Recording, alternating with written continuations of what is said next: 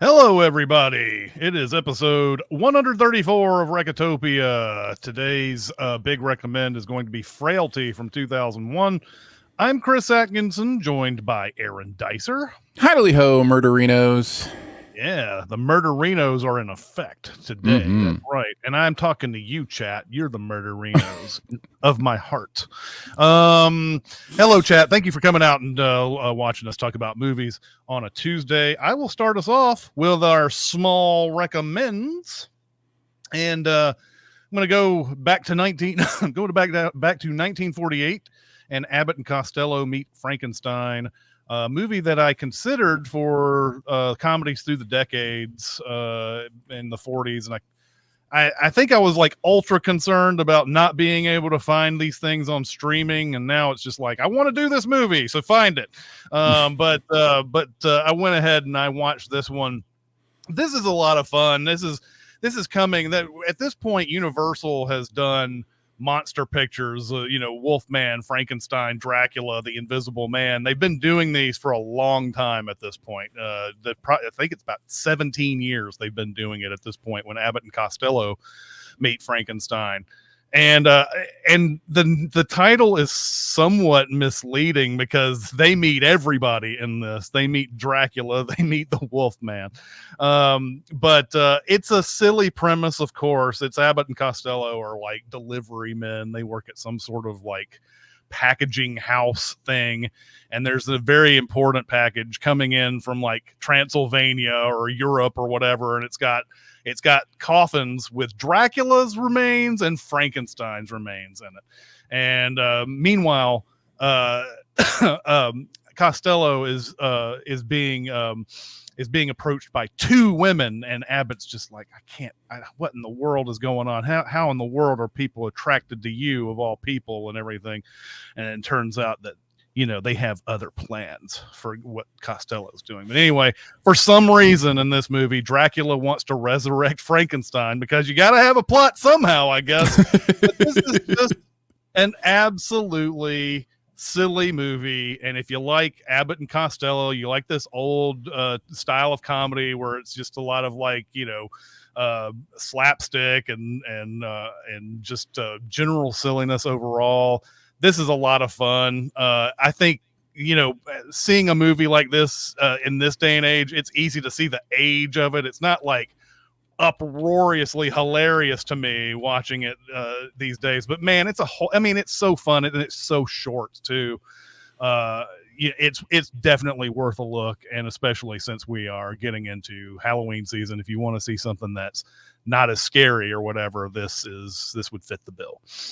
I haven't seen it in a while. I remember watching it growing up, even, and thinking it was really funny. And I've seen it more recently than that. It kind of is. It's kind of the Deadpool and Wolverine of its day in some ways. Kind of. Yeah. You know what I mean?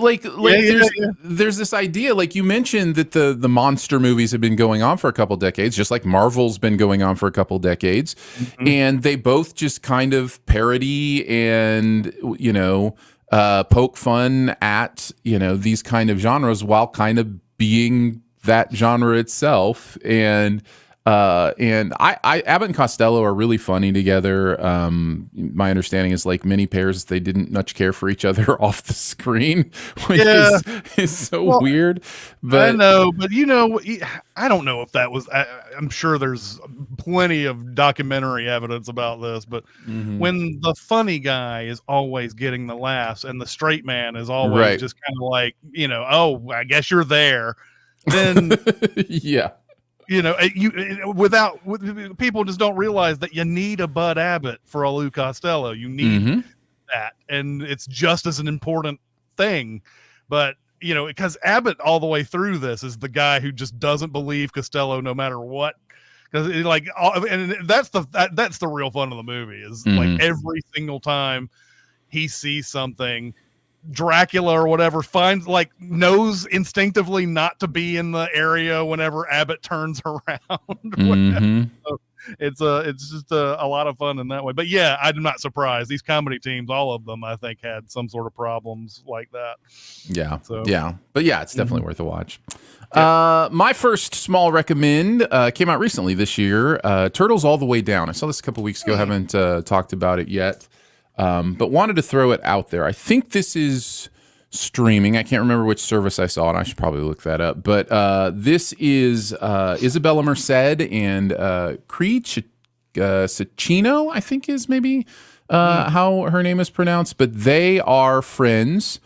And the central character, Daisy, is one who's having a lot of trouble processing adolescence. So it's kind of a coming of age story, but it's a very modern coming of age story in which it really feels like these young women are dealing with things that young women deal with today. The ideas of anxiety, mental health, things that weren't as prominently spoken or dealt with in generations past in the same way.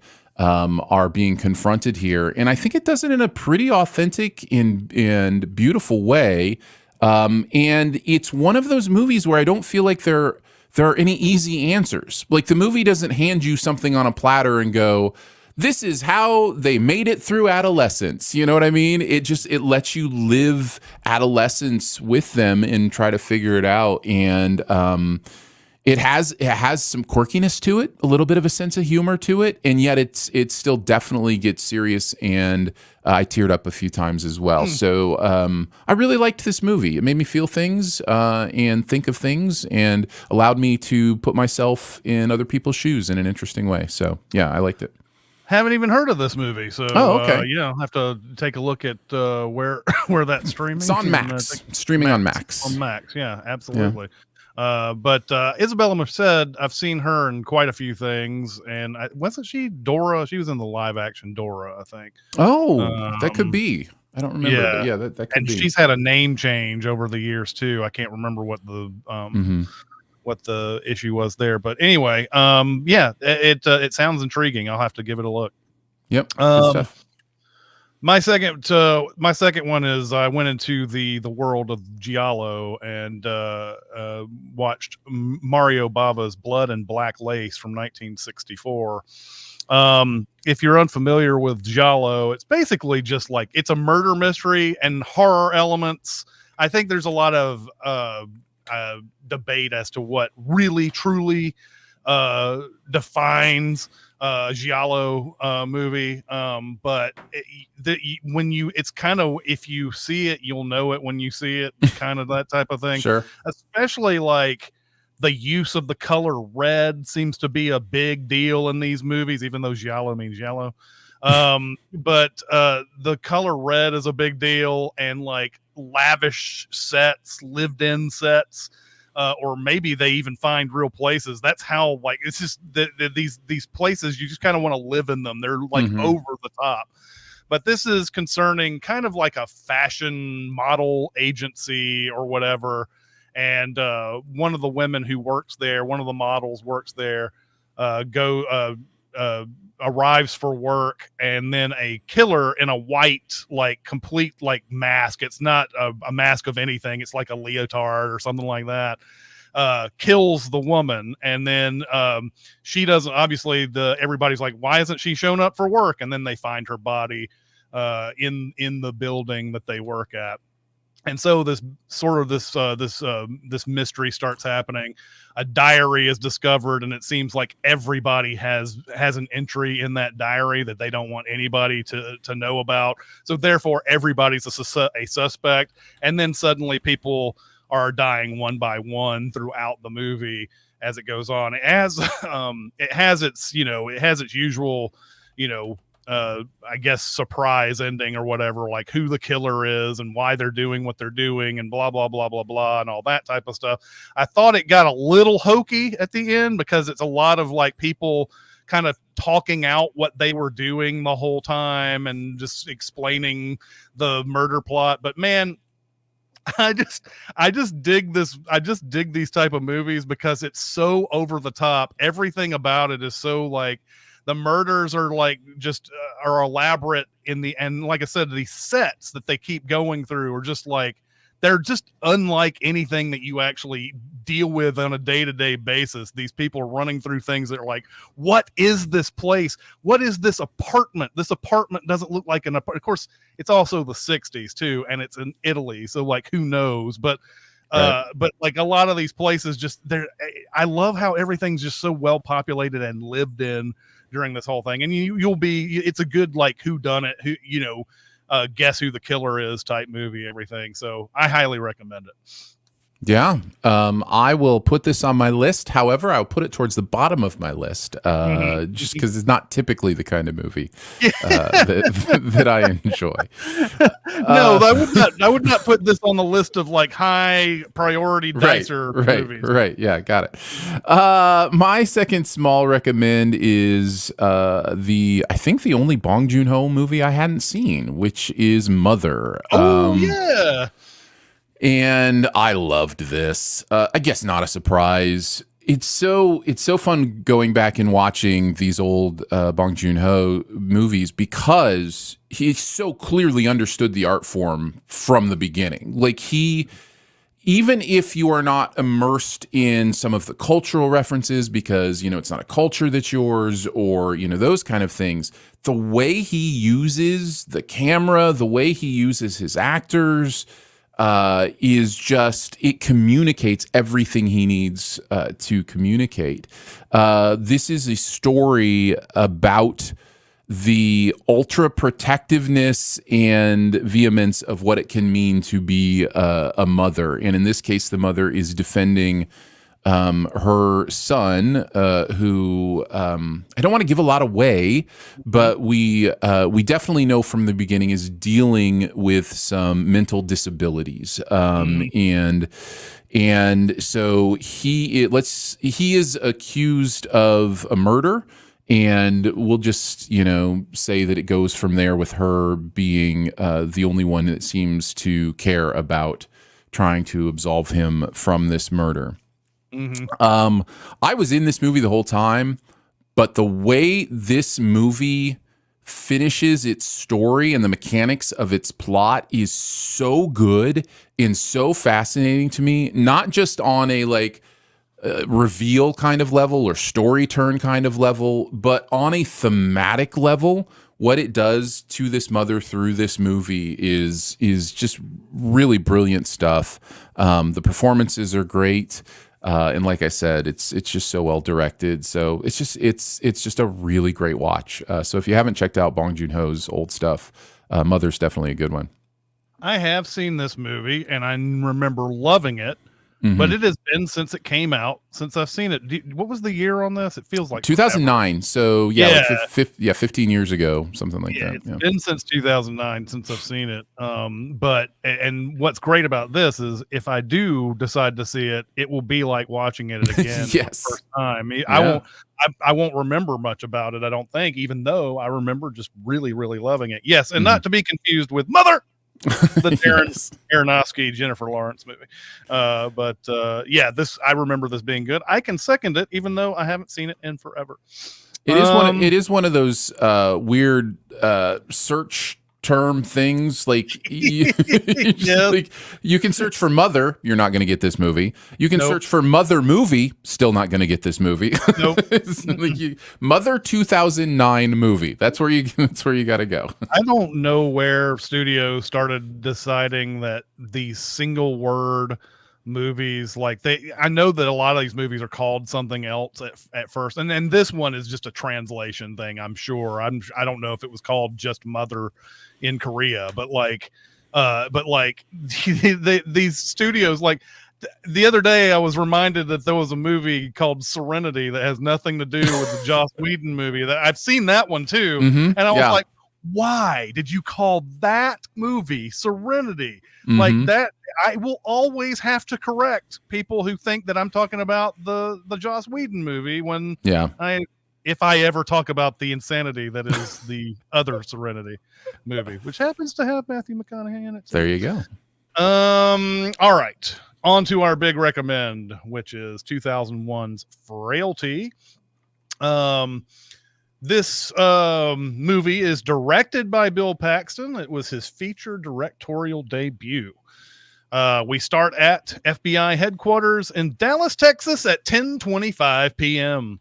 Wesley Doyle, played by perpetual bad guy Powers Booth, is here to question a man who introduces himself as Fenton Meeks, played by Matthew McConaughey, who claims to have information in the so-called God's Hand case. Fenton says his brother Adam is the killer, played by as an adult by Levi Kreis. Adam called Fenton last night saying that there are demons everywhere and he can't destroy them all and that he's fed up trying. Adam tells Fenton to fulfill a promise of taking him to the Rose Garden, which is apparently a future burial site that tells Fenton what Adam is thinking. Adam hangs up on him and then takes his own life. Doyle remains skeptical that Fenton's brother is the God's Hand killer. Doyle calls the sheriff in Fenton's hometown of Thurman, and the woman taking calls there explains that Fenton took his brother's body and stole an ambulance that is currently parked outside the FBI building.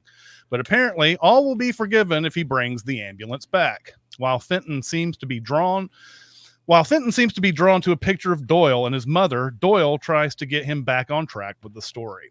Flashback to the summer of 1979, where we see the younger Meeks brothers.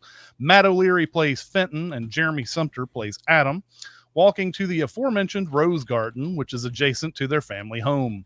We are then introduced to their auto mechanic father, played by Bill Paxton. It seems as though Fenton has taken on a parental role with the mother gone, and it's a loving family. In the middle of the night, Dad Meeks wakes up the brothers, claiming he's had a vision from God. An angel told him the end of the world is coming and that demons are coming for the final battle, which is underway. Only they and a few others like them even know this battle is currently taking place. The angel calls the family God's hands, claiming that they can see demons when other people can't, and that God would soon be sending them 3 weapons to kill the demons with. Oh, also, don't tell anybody about this. Fenton seems very skeptical and otherwise unable to process what he's just been told. On Dad's way home from work, he is alerted by a beam of light shining down into a barn. It's there that he finds a special magic demon-killing weapon known as an axe. And gloves! And not too long after that, Dad brings home a pipe for knocking people out. And oh yeah, the angel now tells him that God is giving them a hit list of 7 demons soon. Soon is in the very next scene when Dad tries once again to convince Fenton everything he's been told is true. Dad claims to have seen the angel again in a sequence that only reinforces how crazy everything sounds. Not only that, but the hit list seems to be made up of ordinary people's names. Dad now claims that the gloves are for handling the demons and taking them back to the house, and after removing the gloves, his hands will reveal them for who they are. Unclear on why the gloves are ever needed, really. Fenton now believes he needs to stop his own father, but is unsure how. Adam comes home with the list he claims is a demon hit list, but their dad sees through this and calls out his son for wanting to kill his enemies. The conversation seems to set him straight, although is still confusing that Dad knows the difference between the innocent and the guilty. So he seems to be focused on the one thing, and everything else that sounds crazy he's kind of sane about. The brothers have an argument about whether or not Dad is telling the truth. Fenton seems to make some headway, even getting Adam to think about running away with him. But not too much time to think about that, because Dad brings home a woman he claims is a demon that night. He was led by God to her home 45 minutes away, where he knocked her out and kidnapped her. And now he's going to chop her up despite his son's protests. Dad puts his hands on the woman to reveal her sins. Despite the expression on Dad's face and the scary music that tells us something is happening, only Adam claims to see what Dad sees. Fenton tells Dad that he's going to tell someone about all this, but Dad says someone will die if that happens. Fenton asks Doyle about one of the victims, the only one found by law enforcement. This victim was found mutilated with a note saying that God's hand had taken him. In all the other cases, only a note was found. The first note said that they'd never see any more bodies, that the killer wanted to keep the bodies for himself. Fenton tells Doyle he has an idea where those bodies are, and Doyle surmises the Rose Garden. Doyle tells Fenton to put handcuffs on himself, and they drive out to the Rose Garden. Talk turns to Doyle's mother, who Doyle says was killed by someone much like Fenton's dad, but the killer was never found, apparently leading to Doyle wanting to become a cop. We now flash back to 1979 again. Dad has bought the best kidnapping van on the market. They stalk the next victim outside a grocery store, claiming that God will blind whoever sees them doing their work. Here's the wash, rinse, repeat part of the movie. As Dad kills the guy, they bury him, and Fenton once again talks about running away with Adam. Adam still claims to be able to see the stuff Dad sees when he touches the demons, but the older Fenton says that he just thinks that he does. Adam is so convinced he now wants to tell Dad about Fenton's lack of faith. Dad wakes Fenton in the middle of the night for a dinner table talk, classifying what he does as destroying demons and that he's never killed anyone in his life. Dad strongly suggests that an angel came to him and told him that Fenton is a demon, even though he doesn't come right out and say it. Dad believes his son can learn how to have faith. He starts by getting Fenton to dig a 10-foot hole and asks him to pray. Fenton digs the hole but does not pray. Adam says he's sorry for telling on him, and once again, more talk about running away is discussed and turned down. Fenton thinks about it himself, but can't leave Adam on his own. Dad comes home and shows he cares for Fenton, especially after Fenton dug so much of a hole that he tore his hands up. Despite a plea for him to use gloves, Fenton goes the Will hunting route and continues to dig without them because fuck him, that's why. Fenton finishes the hole, but tells Dad he never prayed. We now find the hole that he dug is going to become a cellar. They put a simple metal barn over it. The next night, Dad brings home a new demon. This time, Dad wants Fenton to do the destroying, but Fenton runs away to a sheriff's station where he eventually tells the sheriff a crazy tale. The sheriff doesn't believe the story and takes Fenton back to Dad, telling him the story Fenton told. The sheriff does have one issue, though. Why would Fenton make up such a story? So he decides he will take a look at the shed with Fenton, but there's nothing there. Fenton wants to tell the sheriff where the bodies are buried, but the sheriff appears to be done. He's doubly done when Dad comes into the shed and chops him up. It's pretty clear that Dad believes he's actually killing a person here, and he is filled with remorse when they bury him. He blames Fenton's lack of faith on the sheriff's murder. Afterwards, he tells Fenton the angel told him he was a demon. Dad, in a last-ditch effort for rehabilitation, forces Fenton down in the cellar as punishment. On the 7th day in the hole, Dad asks Fenton if God has spoken to him yet, and Fenton gets the utter classic cliche movie line, "There is no God." He's destined to be in the hole. He's destined to be in the hole at Shawshank for the rest of his days. While down there, though, he claims to get a vision from God, and thus is allowed to leave the cellar. A week later, Fenton's ready to enter the family business. After a struggle, they capture the next demon. But Fenton, axe in hand, turns the tables. He was lying the whole time, and he hits his dad with the axe. Dad whispers something to Adam before he dies. Just when Fenton is about to let the potential victim go, Adam takes the axe and destroys the demon. Fenton tells Doyle that they buried their dad in the rose garden and went to the sheriff's office a week later to tell them that their dad just didn't come home one day. This is also the night in which Adam promised Fenton that he'd bury him in the rose garden if he ever destroyed him. And Doyle says Adam promised to do that if he killed you? Wasn't it the other way around? Now Fenton says not killed, destroyed. And then dun dun dun reveals he's actually Adam, not Fenton. But Fenton became the God's Hand's killer in real life, later in life. Still handcuffed, he shows Doyle Fenton's burial site. When Doyle remarks that there are too many graves here, Adam says Fenton buried people in his basement. I bury demons here, suggesting that Fenton is one of many demons in this garden. He explains that Dad saw the demon in Fenton but was unable to kill him like God wanted him to. Because of this mistake, it cost him his life and other people's lives. One day, when Fenton became a serial killer, he knew that Adam would come after him, so he started leaving the God's Hand notes to lure him in. But ever the stickler for God's rules, he had to wait until God put him on the demon hit list before he could finish the job. Adam tells Doyle he's always believed, so we finally get to see what he saw during Dad's demon-touching episodes, which is basically the David Dunn Unbreakable type shit, in which he can see their crimes. Doyle now threatens to kill Adam right there and now, and then Adam tells Doyle that won't bring his mother back. This taunt makes Doyle lunge in to hit Adam, who touches him and sees that Doyle killed his own mom. Adam is able to subdue Doyle even while wearing handcuffs and eventually gets a key to take them off. Adam reveals that Doyle is on his demon hit list. After throwing Doyle into an empty grave, Doyle tries to tell Adam that the FBI will find Adam, but Adam says they'll be looking for Fenton because that's who he's been posing as this whole time. And they'll find Fenton's house full of evidence. And besides, even if the FBI remembers his face, God will protect him. And that's what happens. At the FBI, the one guy who should remember, Agent Hall, can't. Even the videotape is showing static wherever Adam goes, and the FBI guys utter an actual proper use of the curse, God damn it. They raid the actual Fenton's house where they see the evidence of him being the God's Hands killer and that Wesley Doyle was his last victim. Also, Fenton appears to be dead in the basement as well.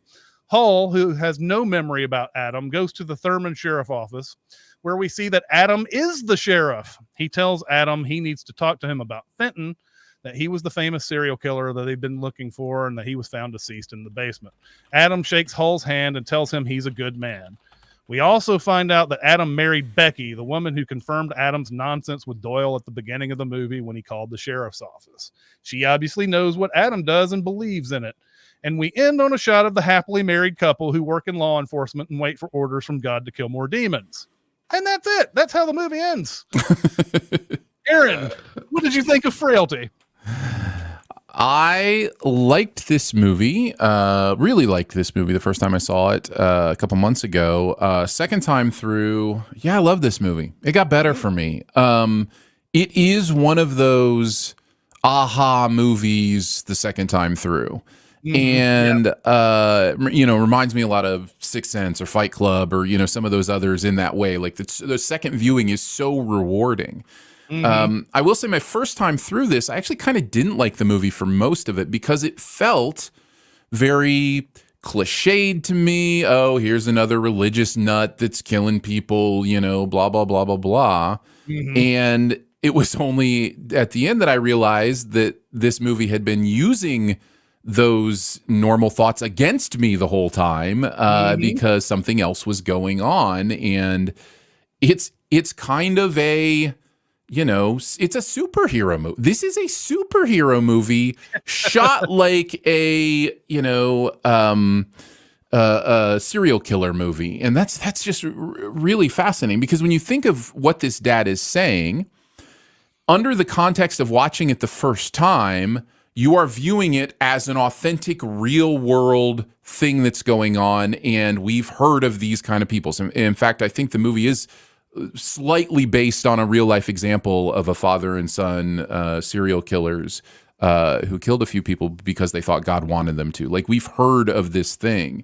Yeah. So we put it in the real world naturally. When the movie at the end goes, nope, this is a supernatural world where they're right and these supernatural things are actually happening, then you realize, oh, this is there are superheroes who literally have this power. Like, this is I couldn't name them because I'm not a comic book guy, but I think maybe maybe Ghost Rider or somebody like that. I guess I don't know, but the same kind of idea where they're out, or Blade would be a vampire version of this, right?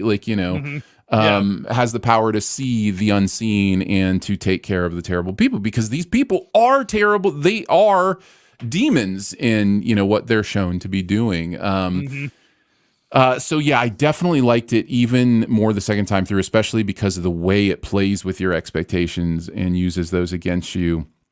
Also catching so many of the clues the second time through, and I'm sure I'm still missing them. One of the big ones that I read a little bit about was the blood. I don't know if you've seen this. When any of the demons are killed, there is no blood, no splatter, nothing. You don't see any blood on the people. There's no blood shown. The first blood you see in a kill is when he kills the sheriff because he's not a demon, and so and maybe God is not protecting them from the blood splatter or whatever. But it's definitely a choice the movie is making to kind of hint you in that there is a difference here, And I do remember, watching it and feeling like that sheriff murder felt more visceral, and I couldn't put my finger on it. And then, kind of looking back, going, "Oh, that's intentional." Yeah. In many ways, is kind of one of those fun little clues. There's a moment towards the end where, or not towards the end, but when they're getting in the car, and Fenton is doesn't want to be helped into the police car. Well, that's because if he touches him, they will reveal themselves to each other. Like, he will know that he knows he's a demon, because that guy killed his mom or whatever. So, that's interesting. There's just a lot of those clues that I noticed this time through that I hadn't really picked up on before. So that was always fun. Did you also notice that the kids at the end, like as we're zooming out from Matthew McConaughey and I'm assuming his wife that we never meet walking down the road, there are a couple kids that come by on scooters. They are the two actors that played the brothers as kids. And Paxton said he did that as kind of a way to indicate the circle. He kind of keeps going. It's fun, but I think her being Becky, the woman that he's married to, being pregnant. I think she's pregnant at the end. Would suggest that as well. The same thing. Yeah. Yeah, but that is interesting. I did not notice that. Yeah. So the other thing I thought about a lot this time through was the title, Frailty, which is it doesn't reveal itself, immediately. It's kind of one of those you have to think about, and feels a little abstract, so you can kind of put your own stuff on it. But it feels like it's talking about, this time through, I really connected to the idea of the frailty of morality with what this movie is doing to you, where it's saying you think you understand right and wrong in the universe that you see, but it's not the universe you think it is, and that right and wrong are frail. Family bonds are frail. Like, there's just a real a frailty to just humanity and our understanding of the world, and so that kind of played with me a little bit this time.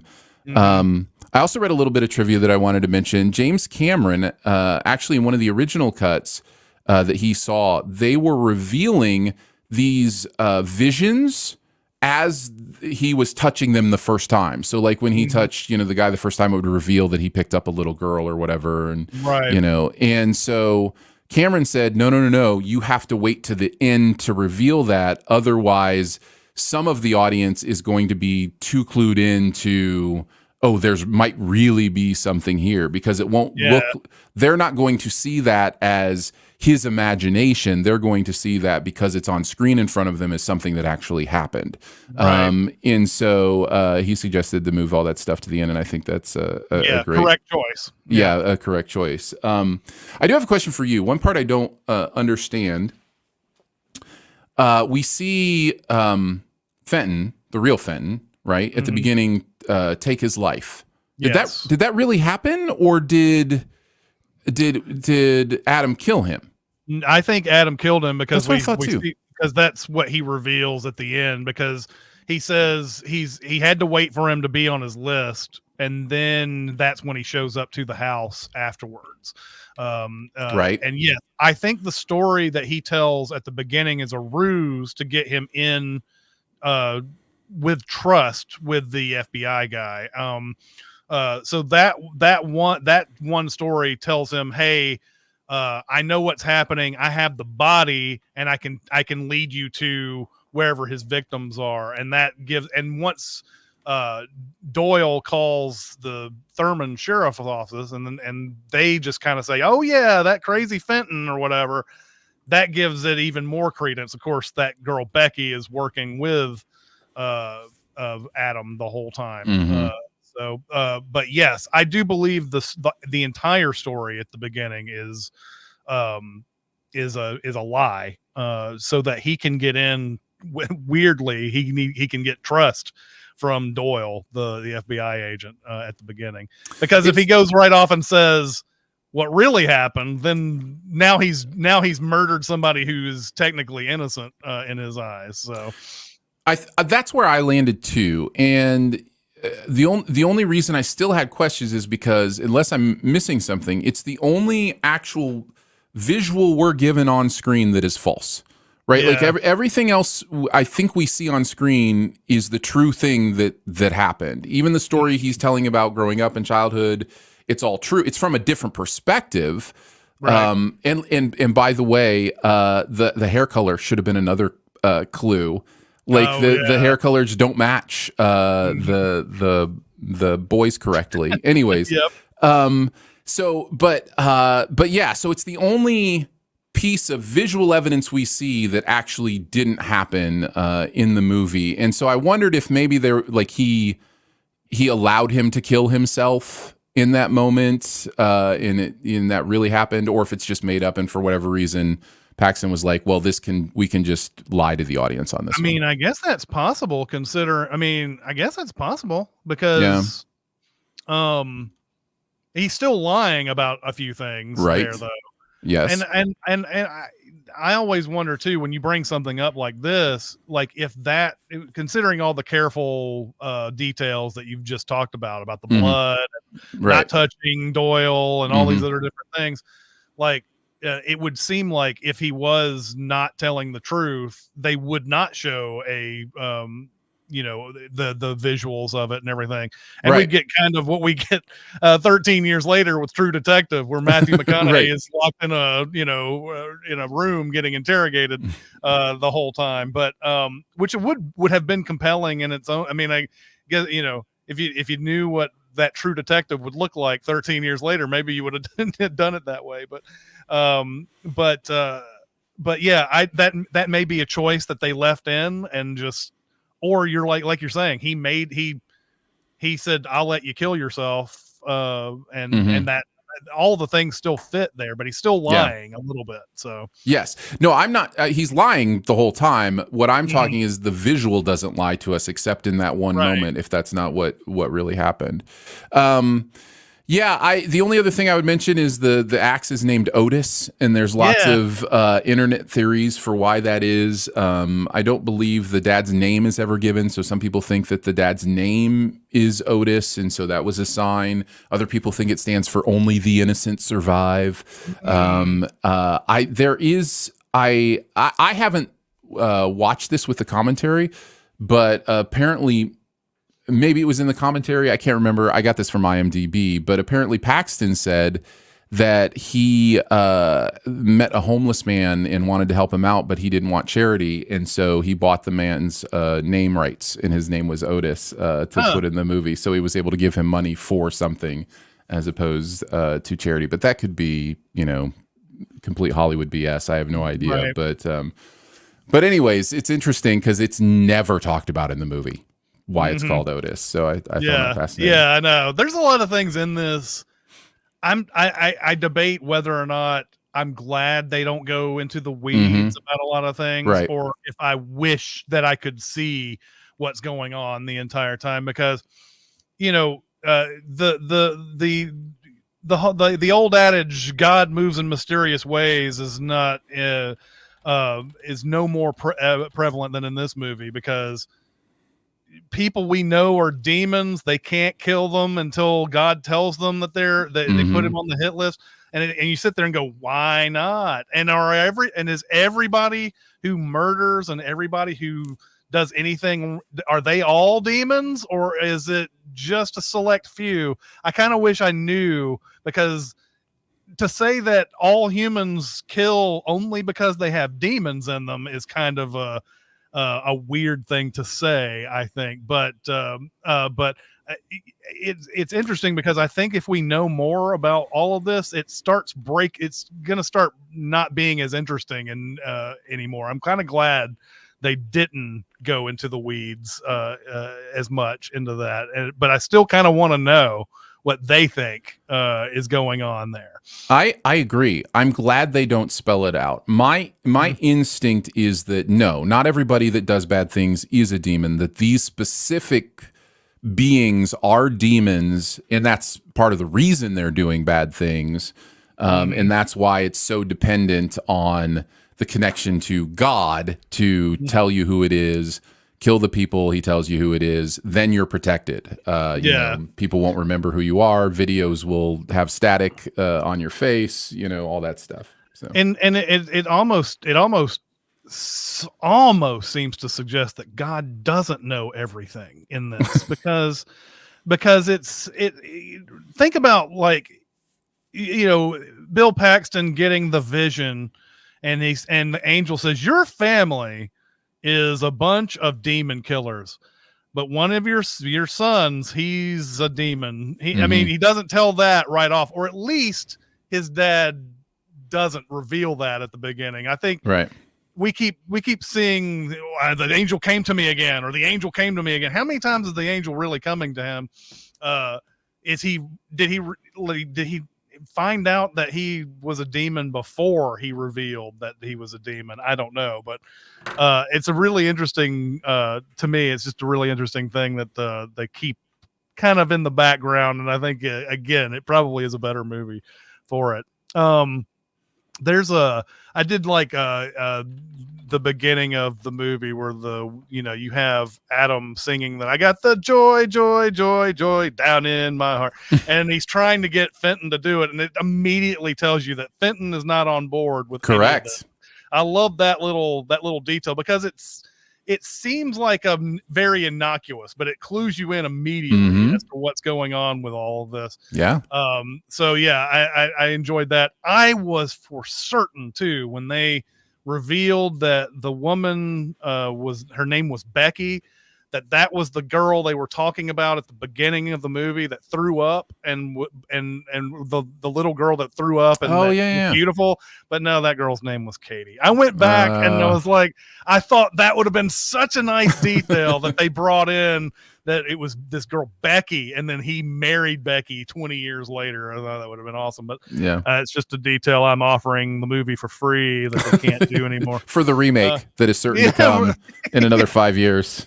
The remake, yes. What do we think about the performances in this? Because Bill Paxton is his usual self in this. Like, I love Bill Paxton, but there's so many like affects that he has when he's doing his performances that I recognize in every movie he does. And sometimes it's distracting because he's playing different characters in these movies, but he still does the things all the other different characters do. Part of the reason I wasn't enjoying it most of my way through the first time was I thought Paxton's performance was pretty poor. Yeah. And that's okay. It doesn't, not every performance has to knock me out. I thought the kids were surprisingly good. Yeah. Good. That's always a difficult thing to pull off. And Matthew McConaughey always works for me. There's something about his presence that just does it. The problem with McConaughey is that he was in a string of bad movies that, much like Nicolas Cage there for a bit, brought his believability scale down, or his likability scale down. But in the midst of all of those movies that he did that were terrible, he would do something like a Frailty or whatever that reminded you of how great he was. And of course, he didn't have the so-called McConaissance until 2014. So I think McConaughey is great in this, and it reminded me so much of, we said it last week, of Lone Star, of how he's playing a character that, in a different timeline from where the story, or where the he's in a different timeline from, there's two different timelines, and he's playing an older version this time. He's playing a younger version in Lone Star. But it reminded me of that because Lone Star is another Texas movie as well, with murder at the heart of it. Anyway, I think this movie is even better and more legendary, like more well thought of, if somebody like Leonardo DiCaprio is playing that, or an older Leo, or like a Joaquin Phoenix, or somebody who can play both sides of that believably. Kind of. What about like John Malkovich? In that dad performance. That's a different movie, but could use, again, the audience's expectations against them a little bit. One thing that Bill Paxton brings to this, though, is the constant tilting of your believability of what's going on. Sure. Because he's so the way he is, and he's this kind of performer, there's no way you're going to believe what he says, and that's to the movie's benefit, like to not believe anything that he says, because it does seem like he's just a crazy person throughout. So it's an interesting thing. If you get a better actor, does it serve the movie as well as Paxton does in this? But anyway, food for thought. Think about that.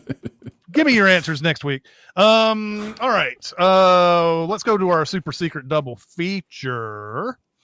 Oh, sure. Yeah. There are lots of movies that kind of fit bits and pieces for me here. Tonally, I felt a little of Prisoners. Prisoners kind of feels like tonally it might work here. But I ended up going with something I think overall has more connecting points for me, at least, and that is Fallen. I thought about Fallen during this too. Yeah. Denzel Washington is it's a reverse of who we're focusing on, right? Denzel is more the Powers Booth of the situation, although not with what we find out about Powers Booth, but just the investigator kind of part of it. But yeah, this one has Denzel and John Goodman and Donald Sutherland and James Gandolfini's in there as well, and has that supernatural.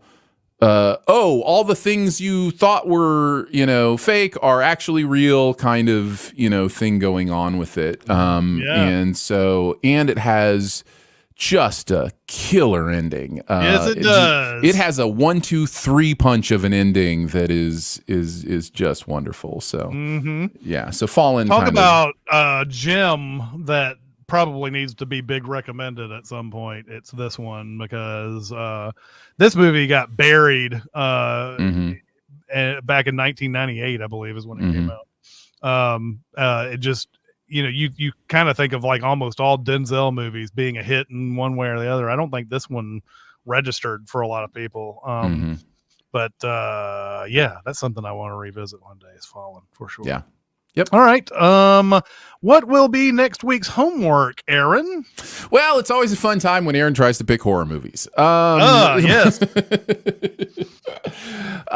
Next week, I was looking back through some of my favorite, horror movies, darker movies. In this case, literally darker movies.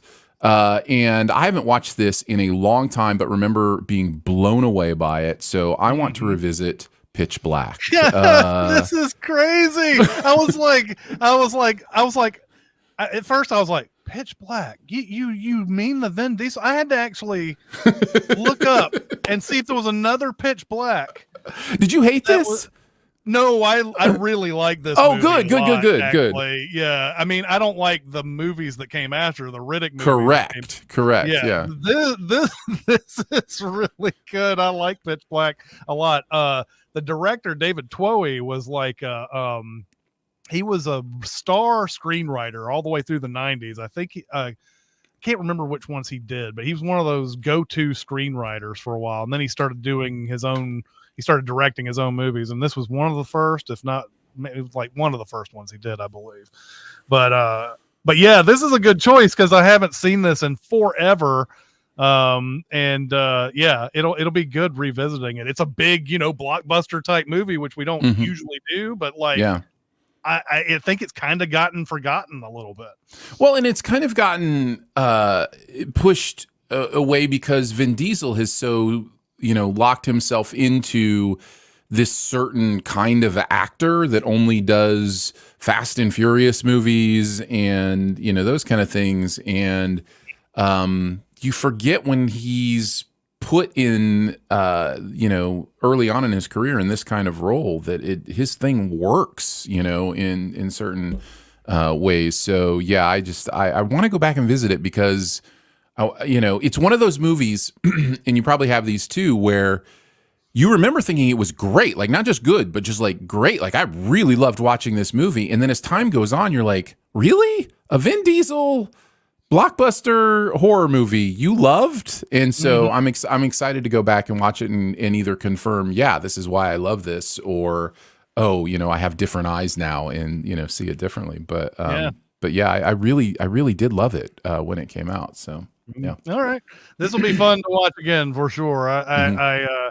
I remember running this movie as a projectionist. I remember sending this movie, so like I have a history with this one. So I'm Nice. looking forward to doing it again. I think we have time for one question, maybe. Let's Okay. see. Right. What are some of your favorite movie moments? Let me do this again. What are some of your favorite movie moments where we learn one character is holding all the cards without the others even knowing it yet? I have two examples of this from the same movie. The same movie does this twice in really, really beautiful ways, in my opinion, and that's Princess Bride. The first example is the poison scene, where Wesley is holding all of the cards, but he has no idea because he developed an immunity to iocane powder. Yes, he did. So the whole cup game didn't matter at all to him. Put it in both of them. Yes. So that was the first. And then there's another one later where the drop your sword scene where he's been mostly dead for a while and still may not have all his faculties. So in that moment, the only person that knows if he's really back is Wesley. But because he's able to say drop your sword with such authority, Humperdinck immediately gives up and sits down to be tied up. And then of course he collapses and Humperdinck was like, I knew you were bluffing. Yeah. So both of those moments really fit this bill for me. So I thought I'd mention those. Those are definitely good ones. I love in Mission Impossible when Phelps, played by John Voight, he has a gun trained on Ethan, and just before he kills him, Ethan reveals that he's wearing the glasses with the video camera on it, which reveals that he's alive after all, and he won't be able to get away with anything. I love Tom Cruise's performance, even though I can't believe Phelps just allows him to just like do all this stuff to reveal the things or whatever, but he's like, I'm not the only one who's seen you alive. Dun, dun. I love all of that. Good stuff. Over in the chat, which I don't know if we're not getting as many comments as usual or if not as many people are in the chat today, but Castro throws out Ocean's 11 as one of those that where they're holding all the cards, and that's definitely a good one. Of course, they're always holding all the cards. It gets annoying later on in the other movies where it's like, but I did this, but I thought you would do that, so therefore I have all of this it planned and everything. So it's one of those. Of course, you could go with this question literally and go Casino Royale, with holding all the cards. Yeah, exactly.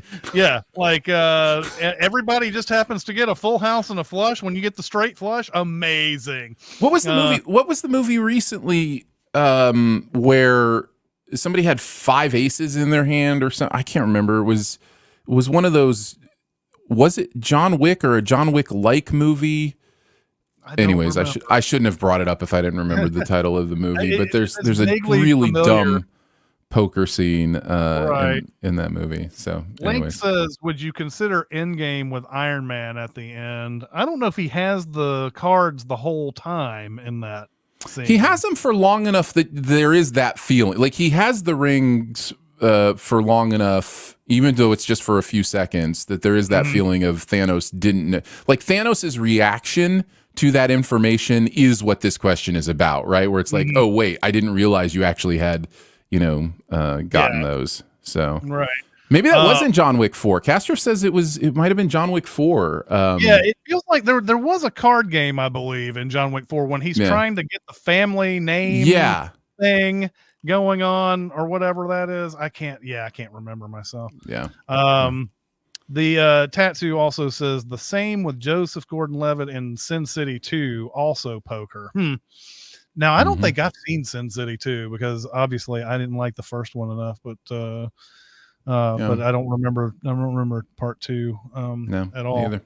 All right. Well, that's going to do it for this week. Now we have a schedule change for next week. Aaron is going to be overseas. Indeed.